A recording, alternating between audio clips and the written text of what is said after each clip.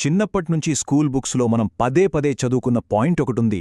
అదేంటంటే 1498లో వాస్కోడిగామా సముద్ర మార్గం ద్వారా భారతదేశాన్ని కనుక్కున్నాడు అని కదా. కాని ఆ ప్రయాణం వెనుక మనం ఎప్పుడూ వినని, మనకు ఎవ్వరూ చెప్పని ఒక పెద్ద చారిత్రక నిజం దాగుంది. ఈనాటి మన ఈ విశ్లేషణలో ఆ దాచబడిన నిజాన్నే మనం బయటకు తీయబోతున్నాం. సో ఏమాత్రం లేట్ చేయకుండా అసలు కథలోకి వెళ్ళిపోదాం. దశాబ్దాలుగా మనం ఏమనుకుంటున్నామంటే యూరోపియన్లు ఎవరి సహాయం లేకుండా వాళ్లంతటా వాళ్లే ఈ రూట్ కనిపెట్టారని. కాని ఒక్క క్షణం ఆలోచించండి, వాస్కో డిగామాకు నిజంగా దారి చూపింది ఎవరు? ఇది చాలా ఆసక్తికరమైన ప్రశ్న. ఎందుకంటే వాస్కో డిగామా ఎవరి సహాయం లేకుండా ఆ మహాసముద్రాన్ని దాటనేలేదు. ఆఫ్రికా తీరంలో పూర్తిగా దిక్కుతోచని స్థితిలో ఉన్న ఆయన నౌకాదళానికి ఒక స్థానిక నావికుడి అద్భుతమైన స్కిల్స్ అవసరమయ్యాయి.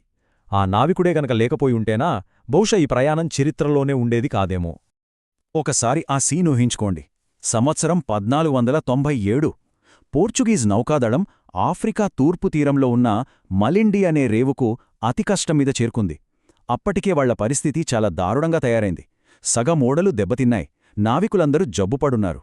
అసలు ఎటు చూసినా నీళ్లే ఉన్న ఆ భయంకరమైన విశాలమైన హిందూ మహాసముద్రాన్ని ఎలా దాటాలో వాళ్లకి ఏమాత్రం అర్థం కాలేదు. బయటివాళ్ల సాయం లేకుండా వాళ్లు ఒక్క అడుగు కూడా ముందుకు వేయలేని పరిస్థితి. సరిగ్గా ఇక్కడే మన కథలోని అసలైన హీరో ఎంట్రీ ఇస్తాడు, ముఅల్లిం. ఇది ఒక అరబిక్ మరియు గుజరాతీ పదం.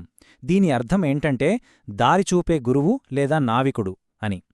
ఆ మలిండి రేవులో వాస్కోడిగామాకు పరిచయమైన ఆ ముఅల్లిం పేరే కాంజీ మాలం.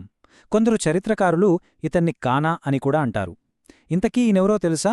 మన గుజరాత్లోని కచ్ ప్రాంతానికి చెందిన ఒక అద్భుతమైన వ్యాపారి, అలాగే ఎక్స్పర్ట్ నావికుడు. మీరు అనుకోవచ్చు, ఇదంతా ఏదో కల్పిత కథేమో అని. కానే కాదు. దీనికి అసలైన సాక్ష్యం సాక్షాత్తు ఆ వాస్కోడిగామా స్వయంగా రాసుకున్న లాగ్బుక్లోనే ఉంది. 1898లో లండన్కు చెందిన హక్లియార్డ్ సొసైటీ వారు దిగామా జర్నల్ను ఇంగ్లీష్లోకి అనువదించారు. అందులో పేజీల 45 నుండి 48 వరకు చూస్తే మీకే అర్థమవుతుంది. మలిండి రాజు తనకొక గుజరాతీ పైలట్ని పరిచయం చేశాడని డిగామా స్వయంగా అందులో రాసుకున్నాడు.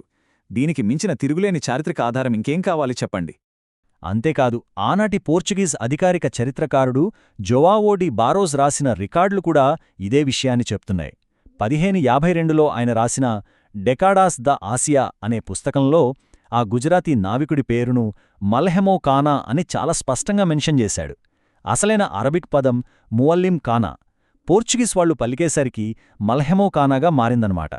దీన్ని బట్టి చూస్తే డిగామాకు దారి చూపింది మన గుజరాతీ నావికుడు కాంజీ మాలం అన్న విషయం 100% నిజం అని స్పష్టంగా అర్థమైపోతుంది కదా. అయితే ఇక్కడ మనం ఒక విషయాన్ని క్లియర్ చేసుకోవాలి. చాలా కాలంపాటు ఒక పెద్ద అపోహ ప్రచారంలో ఉండేది. వాస్కోడిగామాకు దారి చూపింది ప్రసిద్ధ అరబ్ నావికుడు అహమ్మద్ ఇబ్న్ మజీద్ అని కొంతమంది యూరోపియన్లు ప్రచారం చేశారు. కాని ఆధునిక అరబిక్ పరిశోధకులు ఈ థీరీని పూర్తిగా తోసిపుచ్చారు.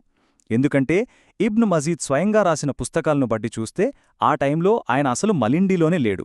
మరి అరబిక్ రికార్డులేం చెబుతున్నాయి? ఆ రోజు దారి చూపింది ఒక కనక అని చెబుతున్నాయి.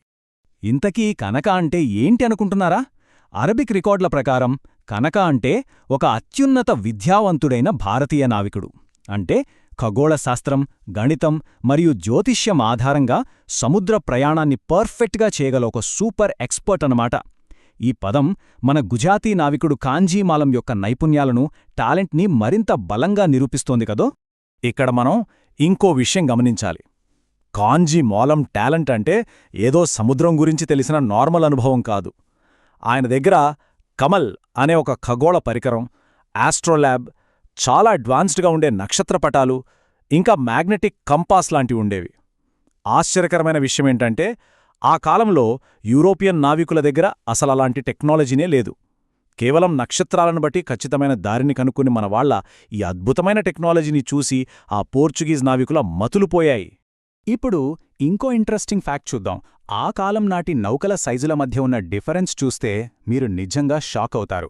వాస్కోడిగామా తన వెంట తెచ్చుకున్న పోర్చుగీస్ ఓడల బరువు మోసే కెపాసిటీ ఎంతో తెలుసా? కేవలం 120 టన్నులు మాత్రమే.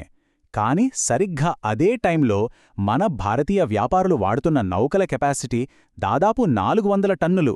అంటే యూరోపియన్ల ఓడల కంటే మనవి ఏకంగా 3 రెట్లు పెద్దవి అన్నమాట. దీన్ని బట్టి అప్పట్లోనే మన భారతీయ షిప్ బిల్డింగ్ ఇండస్ట్రీ ఎంత ముందుందో ఎట్టే అర్థం చేసుకోవచ్చు. ఇది మనం సొంతంగా చెబుతున్న మాట కాదు. సాక్షాత్తు పోర్చుగీస్ చరిత్రకారుడే ఈ వాస్తవాన్ని అంగీకరించాడు.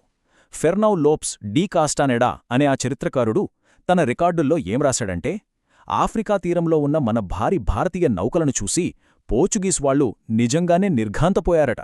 ఆ రోజుల్లో మన ఓడల సైజు, మనకున్న టెక్నాలజీ ఆధిక్యత చూసి వాళ్లకు మాటలు రాలేదు అని చాలా స్పష్టంగా, తటస్థంగా రాసుకొచ్చాడు. ఇంకో అద్భుతమైన విషయం ఏంటంటే, ఈ ప్రయాణానికి పట్టిన సమయం కేవలం 23 రోజులు మాత్రమే. అవునండి, ఎంతో ప్రమాదకరమైన, క్షణక్షణానికి వాతావరణం మారిపోయే ఆ పెద్ద మహాసముద్రాన్ని, ఆ భారీ నౌకాదళాన్ని మన కాంజీమాలం ఎంతో ఎక్స్పర్ట్గా కేవలం 23 రోజుల్లోనే విజయవంతంగా దాటించేశాడు. That is the power of Indian navigation. అసలు ఈ ప్రయాణం ఎలా జరిగిందో ఆ టైంలైన్ ఒకసారి క్విక్గా చూద్దాం. ఏప్రిల్ 1498లో మలిండిలో వాస్కోడిగామా మన కాంజీమాలంను కలిశాడు. ఆ గుజరాతీ నావికుడు గీసిచ్చిన ఖచ్చితమైన రూట్ మ్యాప్ ద్వారా సరిగ్గా 23 రోజుల్లో ఆ సముద్రాన్ని పర్ఫెక్ట్గా దాటి కేరళలోని కాలికట్ తీరానికి చాలా సేఫ్గా చేరుకున్నారు. ఒక్క మాటలో చెప్పాలంటే, ఆ భారతీయ నావికుడే గనక ముందుండి నడిపించకపోయుంటేనా ఈ ప్రయాణం అసలు ఎప్పటికీ సాధ్యమయ్యేదే కాదు. సరే, ఇదంతా పాతకాలపు ఆధారాలమాట. మరి నేటి పరిస్థితి ఏంటి? ఆధునిక చారిత్రక విశ్లేషణలు కూడా సరిగ్గా ఇదే విషయాన్ని చెబుతున్నాయి. ఉదాహరణకు, సంజయ్ సుబ్రహ్మణ్యం గారు కేంబ్రిడ్జ్ యూనివర్సిటీ ప్రెస్ ద్వారా పబ్లిష్ చేసిన the career and legend of Vasco da Gama అనే బుక్ చూడండి.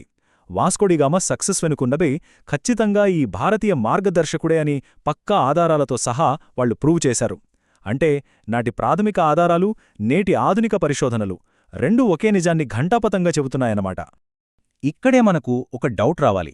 మరి ఇన్ని పక్కా ఆధారాలు ఉన్నప్పటికీ ఈ నిజం ఎందుకు బయటకు రాలేదు? ఎందుకు స్కూల్ పుస్తకాల్లో ఇది చదువుకోలేదు? ఎందుకంటే ఆనాటి వలసవాద విద్యావిధానాల ద్వారా పకడ్బందీగా చరిత్రను మార్చేశారు. యూరోపియన్లు ఎవరి సాయం లేకుండా వాళ్లే అంతా సాధించారనే ఒక కథను స్టాండర్డ్ చేసి మన కాంజీమాలం పాత్రను కేవలం ఒక మామూలు పైలట్గా కుదించేశారు. అలా మనవాళ్ల అద్భుతమైన సముద్రయాన చరిత్ర ఎవరికీ తెలియకుండా మరుగున పడిపోయింది. ఇక ముగించే ముందు మీకందరికీ ఒక బలమైన ప్రశ్న వదిలేస్తున్నాను. ఒక్కసారి ఆలోచించండి. దారి చూపిన అసలైన నాయకుడిని చరిత్ర నుండి పూర్తిగా చెరిపేసి ఆయన వెనుక నడిచిన వ్యక్తికి ఎందుకు కిరీటం పెట్టాలి? వాస్కోడిగామా భారతదేశానికి కొత్త మార్గాన్ని కనుగొన్నాడు అనేది ఎంత నిజమో, ఆ దారినాయనకు చూపించింది ఒక భారతీయుడే అనేది కూడా అంతే పచ్చి నిజం కదా.